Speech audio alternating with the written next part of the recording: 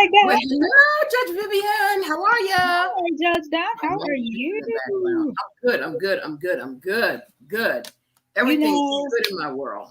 I do not know what's going on with these technical difficulties, but we have had them the last couple of shows. We are not going to let the discourage us. We're going to say to the new fans that we welcome you, and this is not our modus operandi, which is mode of No. operation. Throw some Latin on you. Throw some Latin on you. And welcome our returning friends. And so we apologize for the technical difficulties, but you know what? There are worse things in the world that are happening. People can't get their medicines and just all types of things happening. And this show tonight is another tragedy that we're going to talk about. And so when you put this comparison, our little technical difficulties are not that difficult to handle. So welcome to the new people, yay, and welcome back to the old people. I am Judge Dawn, and the co-host and creator of As the Law Turns is Judge Vivian, my lovely and talented, young, vibrant, beautiful, smart, intelligent self. I mean, my host, my co-host. So this is Judge Vivian's brainchild, and the purpose of, because she said this every week, so I'm going to relieve her for this. The purpose of this is to increase minority participation in law and legal related fields. 3%, and I always get the numbers wrong. 3% of lawyers are female, 5% are minority. So our goal is to increase minority participation. And we do that by inviting you on the show to comment, share it with your friends, and follow us on Facebook, and chat with us live during the show.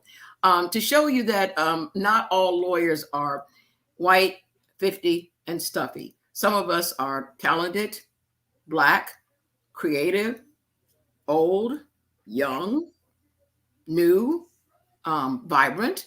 And so we want to tell you that there's a lot of things in law besides what we do as litigators. That means we're in the courtroom. Now, the topic today is going to be kind of litigation related, but we have various talks that we've had along the 8 months that we're in the show. So follow us. We're here every Thursday at 7 o'clock. And forgive us for any technical difficulties we may go through. So welcome. The format is the show is we have a topic, and we always invite you to give us some topics. But we pick a topic, and we invite you to chat along this topic. Judge Vivian will read the topics out. I mean, the comments out, and everybody's allowed to comment. You don't have to be a lawyer to be on this show. Obviously, we're trying to increase lawyer participation, and you don't even have to be a college graduate. So we want everybody to join us as we do some law-related topics. Did I cover everything, Judge Vivian? I think you Okay. did, Judge Dawn. So, yeah, it's my brainchild, and I'm very excited because tonight we're talking about a slightly like, let's just get into it. So, there was a shooting in Michigan, another school shooting, which is unfortunately becoming way too commonplace. And that school shooting in Michigan, if I'm not mistaken, from what I read, and this is off cuff because I closed my research in a rush tonight. About 4 people actually died in it, and I believe 6 were injured and or harmed in some way. Yes. But the son is being charged with manslaughter. I'm sorry, the son is being charged with felonies. And for the first time, at least that I'm aware of, I'm not sure if I've ever seen this before. The parents are being charged in this particular case with gross negligence and manslaughter. And this kind of shocked me when I heard about it. I was like, it's something I have never seen before. And I thought to myself, what? They're charging the parents? Now I assumed, and they say don't assume because it makes a out of you and me. But I assumed that the reason why they did this was because the parents, maybe read his diary and had more expectation of what was going down, or that they had more of a deeper hand in the killings in and of themselves. But from what I understand, they're only charging them because they purchased guns for their or with their son and taught him how to use it. Now, understand that what we're getting is newspaper accounts. We're not getting what we call the probable cause paperwork. We're not listening to the court hearing. So sometimes the newspaper kind of gets it wrong, kind of sensationalize it, and they want to sell news. I'm presuming they're factual, but they want to sell news. I have heard of the issue before. Just a tad. Okay, I'm a lot older than Judge Vivian. I could be her, well, grandmother. Well, I'll say older sister, but I could be her older sister. Yes, And so yes. I've heard this charge before, and I was fortunate enough, or unfortunate enough, in 1995 when I first started the state, was involved in the juvenile delinquent system, and there were some issues about a child hurting a teacher or a child taking a knife to school, and the parents were not necessarily criminally charged, but we did bring the parents in and kind of smack their hands and say, you knew or should have known, and you may be subject to some stiff penalties or maybe some civil lawsuits based on what you did or did not do to the child. My reading indicates that there was a conference at the school, and the school told the parents, I think their names are the Crumleys, they told the parents that day, your son is acting hinky. And there's some allegations that something was on Facebook or social media that he was intending to harm kids. And there was a picture of his desk with, I think they said, blood all over it. Mhm. And then about hours later, it says blood everywhere found on Ethan's desk. A chilling message from Ethan, which is the child's name. Several hours later, that same day, Ethan, the juvenile, killed 4 children and hurt 6. I don't know what their children. I'm sorry. 4 students died in the shooting, and about 6 or 7 others were seriously hurt and are still recovering.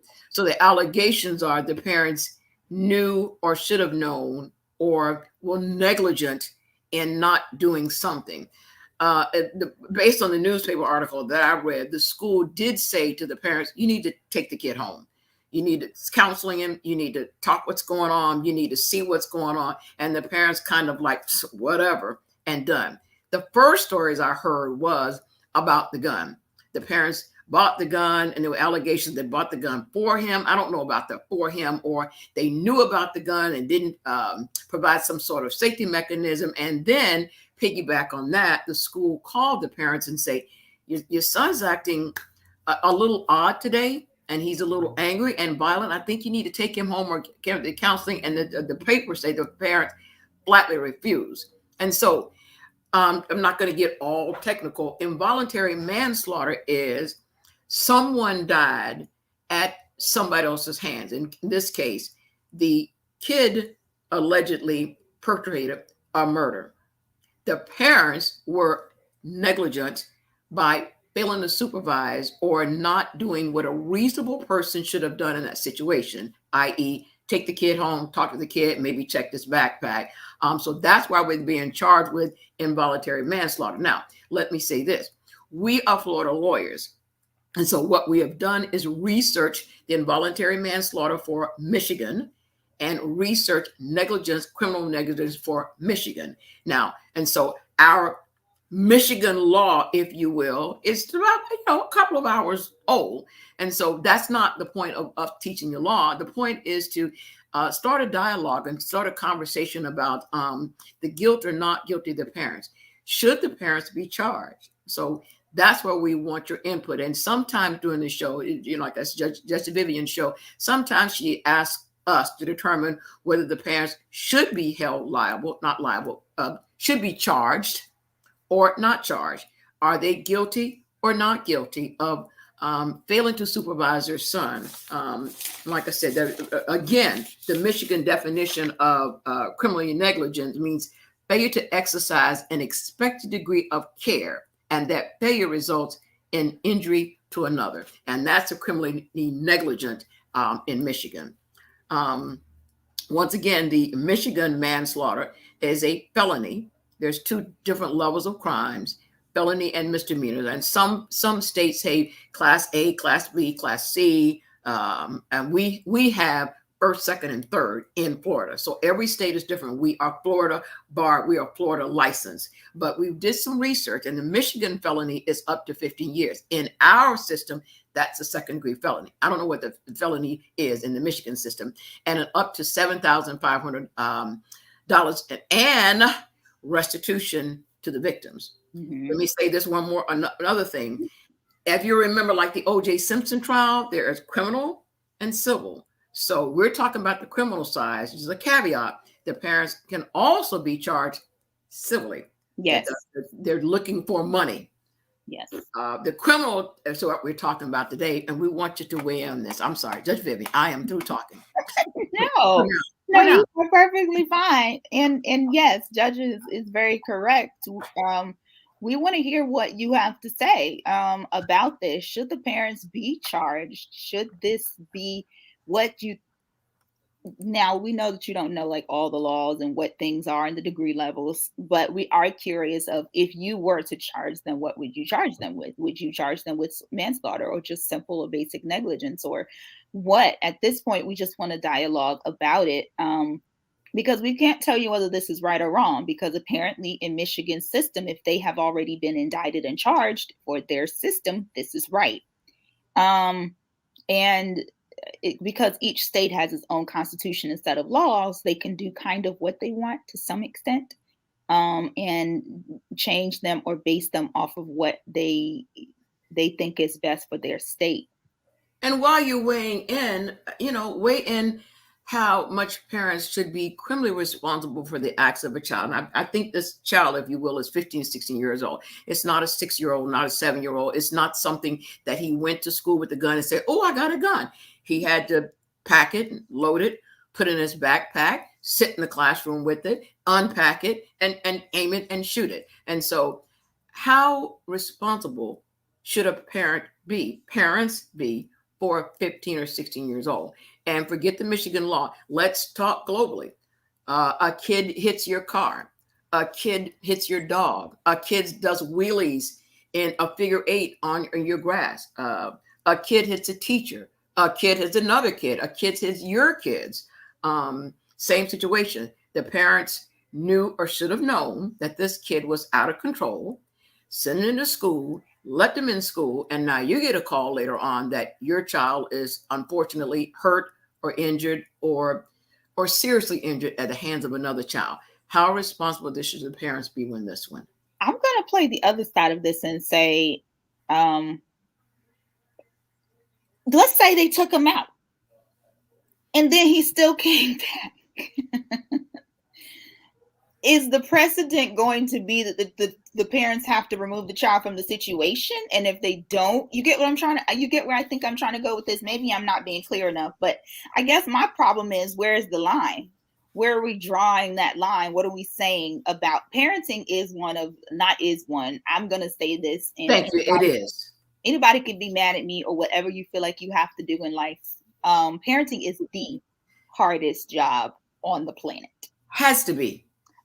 You're trying to make a decent human being out of this moldable piece of clay that you don't know anything about yet, really, because its personality forms as life goes on. And there's no book, and all the books that are written are not worth the money because there's no policy for this. This isn't how it works. So as a matter of fact, my mom, Miss Williams, is asking the question, at what point will the parents be responsible for the behavior of the children? That's what I guess I'm asking. Where's the threshold then? Are we saying it was enough that they didn't take him out of school? And if they were to take him out of school, he's old enough to jump back in the car if he's still mad enough, or if he's still in his, state, to jump back in the car or find a friend and get back to school and still create some of the similar harm. Now, mind you, that's not what happened in the situation. And we do have to take cases based off of the way they come. But where's this line? We can be theoretical, or we can be legal. Legally, it says failure to exercise an expected degree of care. An expected degree of care. The kids called me. I didn't recognize anything my kid when he went to school today. He was happy. He ate. He didn't eat. Nothing unusual. But the school calls me and said, "Kid's acting a little hanky. Shouldn't I at least take the kid out for that day? Or maybe not a psychologist, maybe not spank him, maybe not paddle him, but at least take the kid out for the day." The school has taken enough time out of hundreds, maybe thousands of students to call me and say, "Your child acting a little bit strange." Do I flatly refuse and say, he's just going through something? Or, okay, well, let me exercise a reasonable degree of care. And the criminal alleged statute, which is manslaughter in Michigan, says failure to exercise an expected degree of care. School calls me and say, "Kids out of control," and I do nothing. I don't know. I don't know, because you run into many factors. Like, let's face it, when children talk too much in school and they get referrals and all that kind of stuff, and parents have to come and get their kid, a lot of times children were just sent to detention because the parents couldn't afford time to get off work. Other factors come into play, like their work schedules. And we become so desensitized because just from the newspaper article, it says during the meeting at the school, the parents, during the meeting, they were confronted with a drawing and a chilling message reading, quote, "blood everywhere," that is found on Ethan's desk. Okay, so I do nothing. Wow. I mean, a parent could probably have gone and talked to him. We don't know if his mom and dad went and talked to him. It's like, "Are you good? You okay? Do you want to stay at school?" And probably thought they rectified the situation. So as Judge said, we don't always get those minor details that aren't minor, in all honesty, but are considered, I guess, more minor than some things. And only the salacious stuff is printed to catch our attention about it. Yes. But we don't know what they did do. But I guess in this particular thought, we are seeing like what is gross negligence. I don't know. To me, let me go back and put that back up. So criminal negligence is the failure to exercise an expected. That's the other thing my brain is stuck on. What's expected? Like, is it expected to go have a conversation with my kid? That's an expected thought. Many people can expect, "Hey, let's sit down and converse with my kid." Well, at least I have a defense. If I take the kid outside and say, "What's your problem?" The newspaper article says they were told to seek mental help for their son, but flatly refused, and then declined to take him home just for a few hours. And then he allegedly walked out of a bathroom with a Sig Sauer and shot and killed 4 students. Shouldn't I at least take him home a little bit, go to McDonald's drive-through, get an ice cream, and say, what is the deal? Don't have the school call me. Don't. True. But what is expected by the statute? What's the definition of expected? Was expected that they were supposed to take the child out? Is it expected that they were supposed to take the child out to have some, mental clarity for a day? Is it the expectation based off of what the school's recommendation is supposed to be for the kid at the time? Now, this almost gives me another segue. When you talk about a jury trial, a jury is almost, and I don't want to turn into an angry mob, a jury takes on a life as its own. All of a sudden, a jury has a whole different standard of what expected or not expected. Me sitting in my living room and saying expected degree of care, it's different. But I'm sitting in a jury room and everybody has their opinion and statement. Probably my definition of expected probably goes up a little bit while I'm sitting in a jury. People love to kind of be in judgment of other people. I mean, the jury system, it works. I mean, our jury system is the best we have. We have a good system, but there's a danger of trying to explain to the jury what is an expected degree of care. Yeah. And sound off, guys. Do you think they should have been charged at all? I war with this one. I really do, because I think there comes a point where you can't put everything on the parents. But I also understand the parents are the guardians. They're the gatekeepers, so to speak, if we were to, mention it in that theoretical thought. You and I for years have told the jury, don't make any decision till you hear all the facts. But I flatly say, charge them, and hang it up by their fingernails. Charge them, I charge them. don't. I charge. I feel a little. We're uh-oh. We're what are we? We're a hung jury on this one. Because a part of me is like, some children do this for attention and would not ever have shot up a school. You get what I'm saying? But I can at least take you out for a while. Let me divert on another story. Years ago, my niece is 31. She was 7 or 8 years old. She ain't gonna be happy about this. Not at all. She was 7 or 8 years old. Mother called me and said, the school just called and said your niece was told by the substitute to sit down. Uh-oh. She sat down, but she stuck her foot in the aisle and put her head on the bed. I could not get off that bench fast enough. And I said, if the school ever calls me for anything, ever, I will beat your little tan behind right here in this classroom.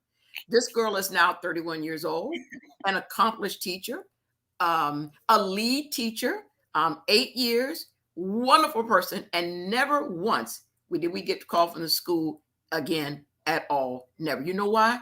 Because we met it head on. I told her daddy, her granddaddy, her mother, her uncle, the neighbors, everybody about it. Oh, Lord, that's the way we raise children. And so the fact that the school called the parents and said, your kids, we found this note, and it's kids will be kids. Whatever. Really? Have we gone that far in 20 years? Seriously? She stuck her foot in the aisle, and I threatened to skin her alive. These parents were called and said, your kid acting weird, and we're scared. You need to get a counseling. Whatever. I hate to throw this out here, and Thelma Sawyer said, if it was my child, I would have removed them from school. I agree. If it was my nephew's, I likely would have went like, let me go check on them. If my sister couldn't go get them or something, I would likely go and be like, let me go have at least make sure he ain't gonna shoot me. I'm just and you don't realize at all. Now, we don't know anything about these parents, whether they work, not work in the same household, what time the kids leave the school, but you don't recognize anything from your child the day before, the week before. Well, let's think about it. In some of the prior shootings, the children were a lot emo, as the term used to be, or very quiet. And so the parents, even though they talked to them and tried to get them out of their shells, were still very quiet. So I must say that, I think parents notice, but then there is so much parents can do if you're not going to communicate. We don't have magic crystal balls. I tell people that in communication all the time. If we did, we would be way better communicators than we are as people. But we don't have the we have to talk to each other, and if we're not, we can get lost in the shuffle sometimes because of our silence. But I don't know, this one does go farther than I believe a lot of the prior school shooting informations, at least the information to the public, has been released. But I still feel a little bit like we're putting the pressure of a parent is already high. You are, what parent, what mom is, please tell me that I know Marilyn Manson mom wasn't like, yay, I raised Marilyn Manson. Woo, like I don't think that the what's his name, Jack the Ripper's mom was like, yeah, my kid. But in the wake of all of this, school shootings every month and a half, 2 months, they're becoming way more popular now. You don't say, not my kid. You don't say, well, let me slow down. What's going on? Something's going on. As a matter of fact, to throw out the statistics really fast, in the United States, from 1970 to September 2021, these are for numbers for K through 12, which means kindergarten to 12th grade for those that don't have children, by active shooter status. The information release says that approximately, and let me get to the stat number, approximately 170 school shootings have happened in the United States. This is the highest number of school shootings since 1970. And of these incidents, only 6 were active shooters. The largest number of active shooter incidents in schools was in 2018 with 11 active shooters. Now, I love Ms. Williams just said, children may not say they prefer discipline, but I believe they do. I amen on that. Classic example, my cousin, who was my favorite aunt, one of my favorite aunts. I have 22 aunts. Ooh. She loved to drink, and she loved to carouse, and she loved to go to the bar and act silly. Her daughter was taken from the home voluntarily and live with my mom and dad. And that cousin of mine says all the time, I love the fact that Annie and Uncle discipline me, because my mama let me do anything, come home, anything, anytime, anywhere. And I love the fact that now she can put it in the words, she felt loved, she felt cared for. Another case in point, I was a high school math teacher, probably the meanest thing this side of Black. The kids loved me. Could be harsh. When Sure they can. came in, they knew I loved them. They knew structure. They knew discipline. They knew order. They knew expectations, and they rose to the expectations. And I dare say, I had a Mother's Day speech before, a couple years ago, and I said, you know what happens to mothers who are strict and unyielding and unbending? They raise judges and lawyers and teachers and vice presidents. That's what happens to those mothers. That's what they successful daughters.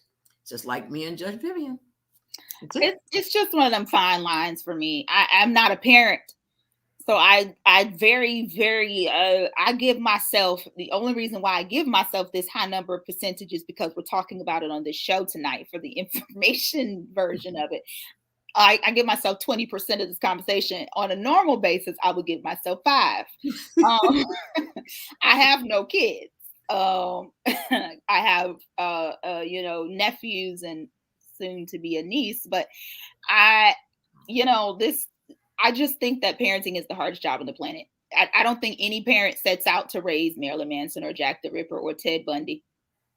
But you've looked at kids and Yeah. said that one's going to be a problem because mama's in the store saying she doesn't normally act like this. She's hungry, or she doesn't normally act like this. She had a bad day in school.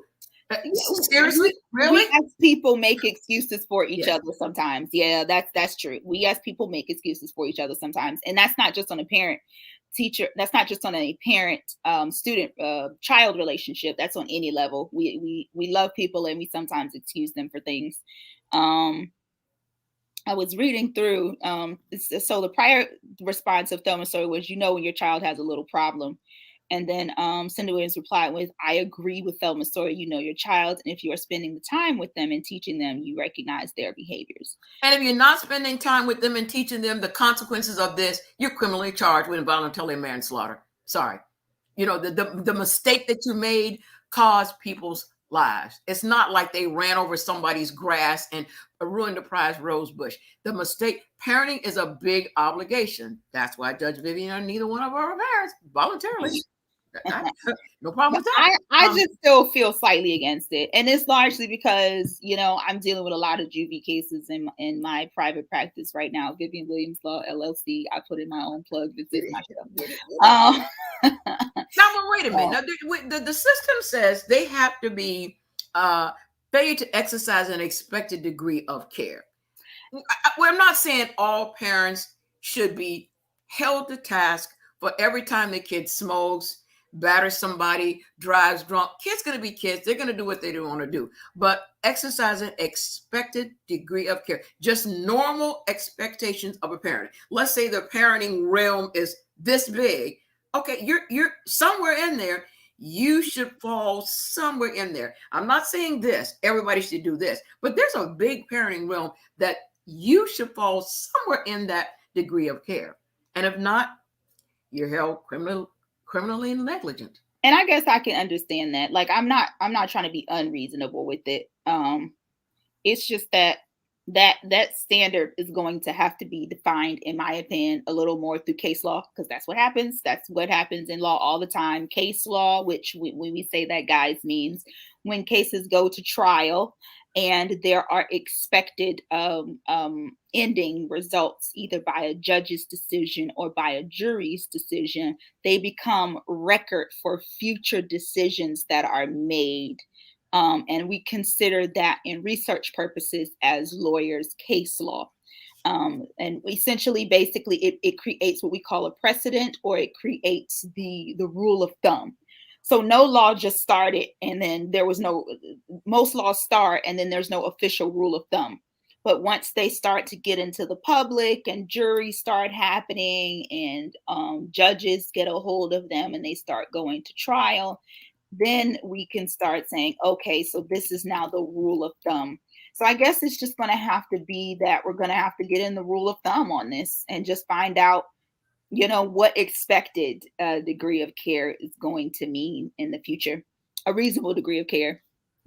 Now, the reasonable standard in the state of Florida is slightly lower, Thelma Sawyer, than it is to have an expected degree of care. I'm glad you pointed that out, because that's a reasonable and expected are two different things in the legal field. Yes. Two different things. This is one of those moments where we like to say words matter. Yeah. Because we say different phrases that may not make as much sense to people. Like we say reasonable doubt in Florida, and then we have reasonable person standard. What is my brain trying to remember? I just wanted to remember two of them. What's the one for VOP? The VOP is one of the lowest. No, not probable cause. I can't remember, but those particular verbiages literally means that the threshold and or expectancy of the court is higher or lower. In the state of Florida, reasonable doubt is considered the highest. So and by preponderance of the evidence, kind of tipping slow, little slightly, a little that bit. Means we're looking at what's going on, but we're also thinking about this, but we're considering what you did last year, but we want to know what it's a lot. It's a little convoluted, but we're not trying to get too deep because, it's the definition that I find the most unique to explain during my jury trials. So I know that it's going to have to show up in case law. I feel very bad for these parents. I do, because they already, and this is the other thought that I have in my brain that maybe, I'm misthinking because I'm not a parent, but this goes to me to the same sort of vein and thought where sometimes I believe parents are put in the hot seat for things like, and yes, I'm going to say it, leaving their kids in the car or forgetting them in a store. And I think to myself, parents, first of all, are dealing with a lot in their brains. Whether children think of it or not, just having a child puts a lot 30 tabs open on your brain at one time. Yeah. And so, I do think a lot of times these are accidents and then they get charged for these kinds of things.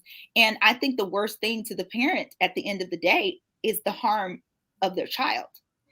So that to me is kind of where I kind of am like, I don't know. I feel like the parents are suffering. We may not see their suffering. We may not consider their suffering.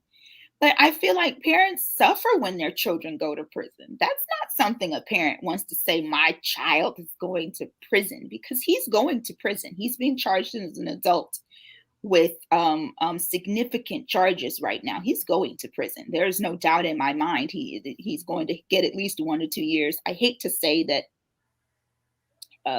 we live in America, so it's possible there could be some different pleas that he may get the pleasure of compared to some other races. But I do believe that eventually he will probably, he will probably be served prison time. I think that's already weighing heavily on those parents. And what makes it right? I mean, with the parents charged, they get convicted, they go to prison. What makes it right? The kid has lost the parents have lost each other. I'm not feeling sorry for anybody, but what rights the system? I don't know. The theories of the criminal justice system are punishment or to retribution to pay you back, rehabilitation to make you better, or just mean, you should have known better. I'm mad at you. I mean, I don't know what to tell you. I don't know. just the same way a parent disciplines or spanks a child. Next time, you're not going to do that again. Or I'm doing this to help you. Or I'm doing this to punish you. I don't know. I don't know what makes it right. I don't know what makes it right for the four parents, at least four sets of parents, grandparents, neighbors, friends, teachers, classmates that have lost a child, and the other 6 or 7 students that will never be the same, regardless of the outcome of Mr. Crumley, the defendant. I don't know. Well, guys, we are nearing the end of our show, and everybody knows I try to do cutesy little positive law turners at the end of the show, things that are kind of cutesy in the law. And so I want to go ahead and say, check out our Facebook page, check out our YouTube page, share us. I hear people saying they like us, so do me a favor and click the like button, the subscribe button on Vivian Williams Esquire. That's the name of my YouTube channel. It is my name, Vivian Williams, or Vivian W Esquire. Got a cute little banner and everything now, so y'all come over and sit with me. I'm going to be adding things to that channel as well, such as public speaking tips, my language learning. Anyone that knows me knows that I love to learn different languages, and also the show As the Law Turns. We talk more about legal aspects. So like us on Facebook, share and like us on YouTube. Leave us comments about what you want to talk about, any conversations that you think you may want to discuss. Let us know. And on our positive note, I thought this was so cute. So Ashley Thomas and Latoya Wimberly have been best friends for approximately 17 years. So they've been friends for a very, very, very long time. They apparently found out recently that they are, drum roll, dun dun dun, actual blood sisters. No way. After having been friends for all of these years. My papa was a rolling stone. Oh, sorry. I don't have my shades to shade you. Wherever he laid his hat was my home. But apparently, they found out this beautiful story of their friendship coming to a beautiful culmination. That after being a good friends that borrowed each other's clothing, they said, and everything, already responding like sisters, that they were actual sisters. And I thought that was pretty cool. It made me think about a lot of family law issues. I'm gonna be honest with you. Hey, I'm a lawyer. My brain always thinks about the law. Always thinking. And so that's how we relate it back to the legal aspect, because there's going to be some family law fun in that story. And but we are excited to know that they did, or they were able to find out that they were actually blood related. So I thought that was a very cute story to end on a positive note. We are happy to have you guys with us. Bring some people with you. We might do a raffle if you bring some people and we get some people on. You never know. We might. Judge Vivian is always thinking. She's thinking all the time. She's thinking. Everything's firing all at once, all the time. And so also help us reach. I want to reach 500, but I would be happy if we can get to at least 350. We're almost there, guys. We're like 10 clicks shy. So help us get to our 350 mark by the end of December, so that we can continue to give you this great content. We are very excited to be doing this, and we wish you a very great evening. Yes. Bye. See you next time.